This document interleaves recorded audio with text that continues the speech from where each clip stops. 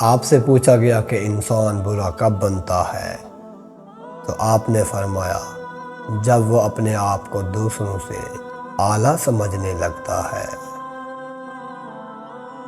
حضرت علی رضی اللہ تعالیٰ عنہ نے فرمایا بہترین دولت مندی یہ ہے کہ تمنا کو ترک کر دو، کسی مضطرب کی فریاد سننا اور مصیبت زدہ کو مصیبت سے چھٹکارا دلانا بڑے بڑے گناہوں کا کفارہ ہے۔ حضرت علی رضی اللہ تعالیٰ عنہ نے ارشاد فرمایا دنیا والے ایسے سواروں کی مانند ہیں جو سو رہے ہیں اور سفر جاری ہے۔ حضرت علی رضی اللہ تعالیٰ عنہ نے ارشاد فرمایا انسان کی تمام پریشانیاں دو باتوں کی وجہ سے ہیں، تقدیر سے زیادہ چاہتا ہے، وقت سے پہلے چاہتا ہے۔ حضرت علی رضی اللہ تعالیٰ عنہ نے ارشاد فرمایا جب اللہ سے مانگ لو تو دل میں نہ ملنے کا ڈر نہ رکھو، کیونکہ اللہ پاک اٹھے ہوئے ہاتھوں کی لاج رکھتا ہے۔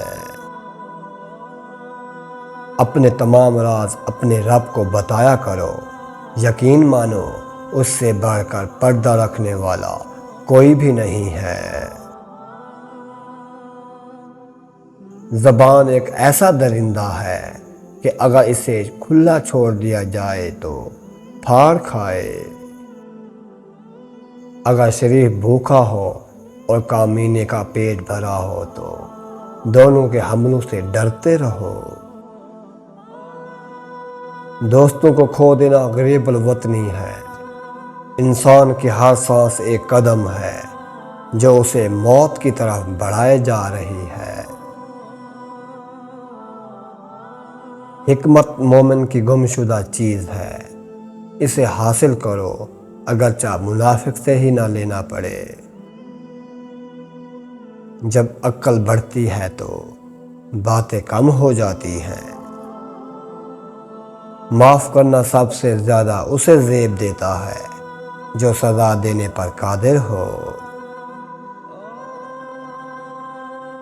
دنیا میں وہی لوگ سر بلند رہتے ہیں جو تکبر کے تاج کو دور پھینک دیا کرتے ہیں۔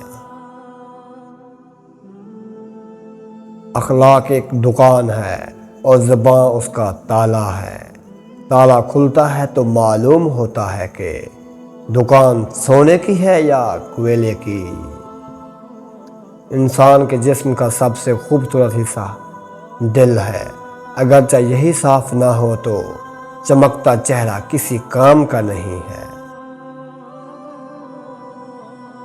کبھی نہ گرنا کمال نہیں ہے، مگر گر کے سنبھل جانا کمال ہے۔ خدا سے مانگنا شجاعت ہے، اگر دے دے تو رحمت، نہ دے تو حکمت۔ مخلوق سے مانگنا ذلت ہے، اگر دے دے تو احسان، نہ دے تو شرمندگی۔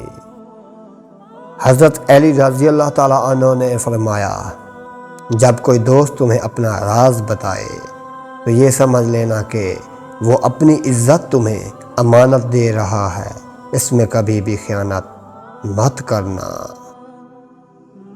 چینل کو سبسکرائب کرنا مت بھولیے گا، دعاؤں میں یاد رکھیے گا اپنا اور اپنے پیاروں کا ڈھیر سارا خیال رکھیے گا۔ اللہ حافظ۔ ہمیشہ کی طرح صدقہ جاریہ سمجھ کر ویڈیو کو شیئر کرنا کبھی مت بھولیے گا۔ جزاک اللہ۔